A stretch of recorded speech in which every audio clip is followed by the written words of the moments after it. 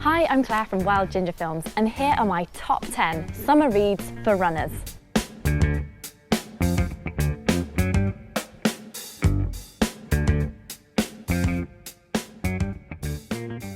Firstly, Skyrunner by Emelie Forsberg. This is a fascinating insight into Emelie's journey into professional running and her love of the mountains, and there's tons of tips on running faster, downhilling and challenging yourself too. And it's a really beautifully designed book with really memorable photography inside. Definitely one to put on your summer reading list. Next up, Running Up That Hill by Vassos Alexander. So this second book by Vassos is wonderfully jam-packed full of fantastic interviews from really awesome trail runners like Kilian Jornet, Emelie Forsberg, Marcus Scottney and Jasmine Paris. And they share their advice and expertise, and in between these, Vassos runs several bonkers races like Spartathlon and the Dragon's Back race, which he recounts in a hugely entertaining and humble style. So the only downside about this book is that Vassos tells me quite categorically that there isn't going to be a third. So we'll wait and see about that, hey? Then we've got Run Smart by Professor John Brewer. If you're running a marathon of any kind, road or trail, this book is your ultimate companion. So having run 20 himself and being a professor of sports science, John is the best guy to deliver all the advice you need, busting myths about carb loading and revealing the secrets to a personal best. This is a must-read for marathon runners. Then we have There Is No Map in Hell by Steve Birkinshaw. This is a great read from a hugely talented fell runner, able to push himself to the very limits of strength and suffering. So this is Steve's account of his 6-day effort to break Joss Naylor's 29-year-old Wainwright's record. It's absolutely nail-biting, captivating and brutally honest. You'll find yourself reading it just shaking your head with the pain and the sleep deprivation that he forces himself to put up with. This is an awesome summer read. Next up, The Runners Cookbook by Anita Bean. This book makes me hungry and inspired. I'm not the best cook in the world, and I'm often too busy to invest time in complicated meals, so Anita's book is a breath of fresh air. I especially like the recipes with the mouth-watering photos. I can't wait to make this falafel salad here on the cover, and look at these cocoa and almond energy bowls. I must try these on a long run. So with over 100 recipes, from soups to salads to meals to cakes and smoothies, you're bound to find heaps that you like, and there's plenty for veggies too. Then we've got The Mountains Are Calling by Johnny Muir. And if you like history and mountain running and Scotland, as well as beautiful descriptions of all of those things, then Johnny's much awaited book is for you.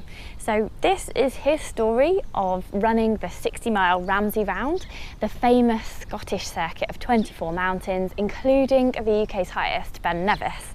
So the ascent is equal to the height of Mount Everest, and the challenge is to do it within 24 hours. So in this book, Johnny really skillfully and eloquently describes the history of mountain running in Scotland, and also the more recent record attempts on the Ramsey Round as well. So I'll let you read the book to find out if Johnny makes the round himself. Then we've got Running Free of Injuries by Paul Hoberer. Now, if you've ever been lucky enough to see Paul talk, you'll know that he's probably the most entertaining physio that you'll ever meet. And this book feels like it's just Paul chatting to you.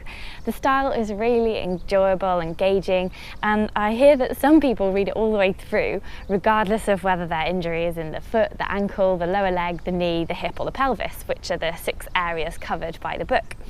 So inside there's self-treatment, there's prehab, there's rehab, and there's real-life case studies. And my favourite, the 21 rehab exercises, which you can also do even if you're not injured, to guard against it. There are also training plans for 5k, 10k and marathon. So this book is a great investment, so you don't end up spending your life savings on the physio's couch. Then we've got Running Britain by Sean Conway. Well, of course, I'm a big fan of Any One Ginger, but this third book from Sean in his cycling, swimming and Running Britain triathlon trilogy is very, very funny. The thing that strikes me with this book is that even when Sean's describing his lowest moments with injury, he's making you laugh every other paragraph.